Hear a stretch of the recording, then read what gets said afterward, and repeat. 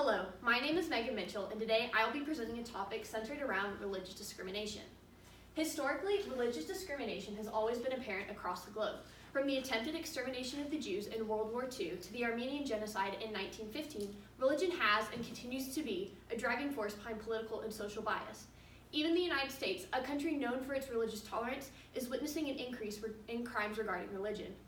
In fact, according to the U.S. Department of Justice report Combating Religious Discrimination Today, from 2014 to 2016, hate crimes involving Muslims have increased 546%. The rise in hate crimes causes many to wonder if the United States can still be considered religiously tolerant. According to the latest trends in religious restrictions and hostilities, the United States only ranks moderate on the Government Restriction Index. The U.S. ranks in the same category as Serbia and Lebanon, while European nations like the United Kingdom and Italy rank in the low category.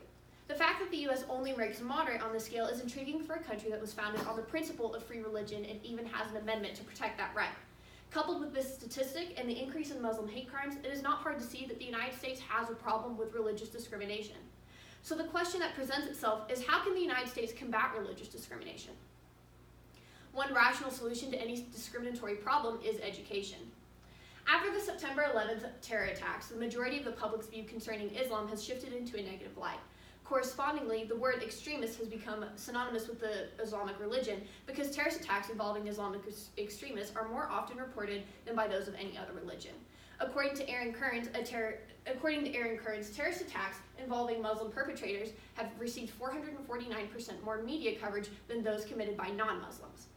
Due to the overreported violence and misunderstanding of the culture, many citizens of the United States perceive Islam and the Islamic nations to be a repressive society for women and democracy alike.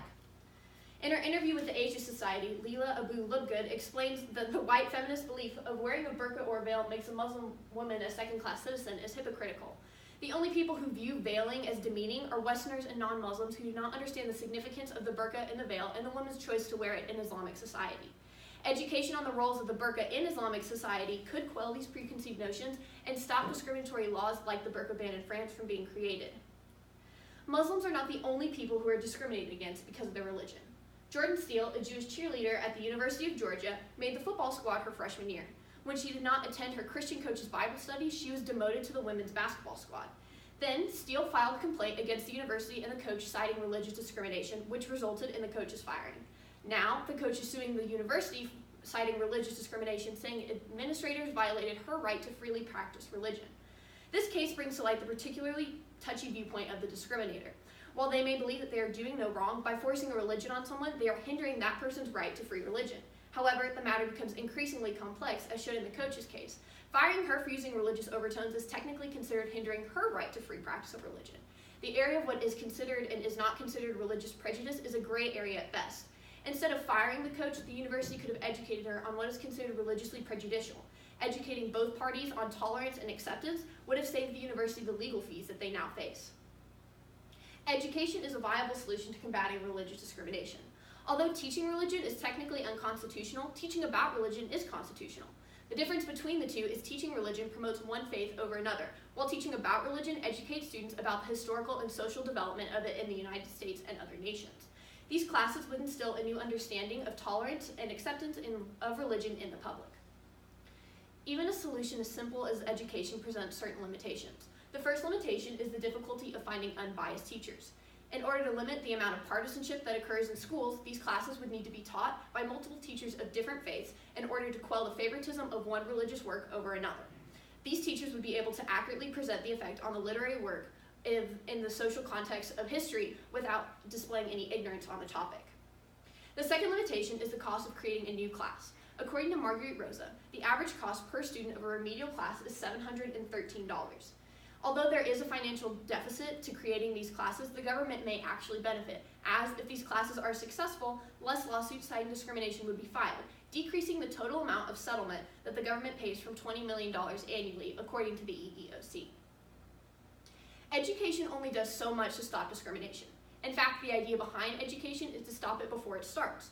To combat current discrimination, the government could create a hate speech exception to the First Amendment.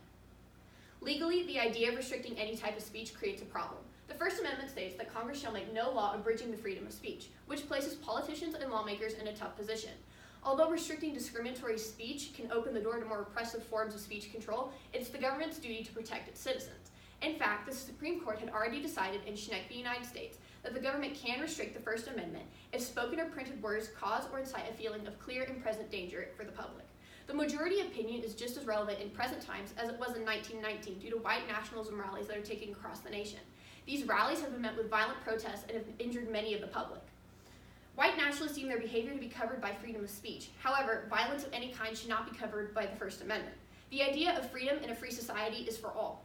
Engaging in a behavior that imposes on the freedom of one or others should be unconstitutional, yet it is not. Proposing any type of hate speech restriction could pave the way for more repressive forms of speech control, and that would be met with dissent from the public. The main problem with enacting a hate speech amendment is that the term hate speech is a broad statement. What is considered offensive to one person may not be to another. In order for a hate speech amendment to work, an explicit definition of hate speech would be required, which brings another limitation. Who has the right to establish the definition of hate speech in modern society? Christians should not get to decide what's Islamophobic, and vice versa.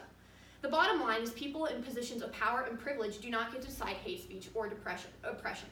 If we allow them to do so, minorities and disadvantaged populations already lose their less heard voice, and their beliefs get pushed aside as unsubstantiated demands. Activism loses momentum, and our society becomes increasingly repressive. When an oppressed group speaks, we need to listen. After looking at all the limitations, creating a hate speech amendment is only an ideal solution to a real problem. Placed in the context of the research question, education presents itself as the most viable solution to combating religious discrimination. Education serves as a preventative measure for discrimination and stops misinformation from being spread in the first place. In a perfect world, a hate speech amendment could be feasible, but since offensive speech varies from religion to religion, and subsequently a wide variety of speech would be banned, it is naive to think that restricting any type of speech would not open the door to further restrictions by the government. To conclude, education is the best way to combat religious discrimination, as it looks to prevent discrimination from even starting and quells misinformation from being spread in the first place. Thank you. Very nice. Okay. What evidence did you gather that you didn't use? Why did you choose not to use it? I gathered a lot of evidence and statistics regarding Christian discrimination in multiple different areas, like in Islamic nations, and I felt that I couldn't use it because I wanted to focus more on what's happening in the United States and to make it a more national focus rather than international, and that would really broaden my scope and I wouldn't have time for it. Okay, very nice. What might be the real world implications or consequences, influence on others' behaviors or decision-making processes of your findings? What are the implications to your own community? Can you repeat the first part? What might be the real world applications or consequences of your findings? I don't know if there's so much a consequence of increasing education, since it does increase tolerance, but I feel like the real world application would be that we do become more tolerant for people in society. Like, looking at people who are more educated, like college professors, we see that they are more tolerant than people who have less education. In my community, I feel like it would help combat a discrimination problem. Even at like hospitals like the University Medical Center, people are discriminated against Muslim doctors. And I feel like if we had these types of classes, it would increase tolerance and make people feel that these doctors are able to do their job because they know what they know.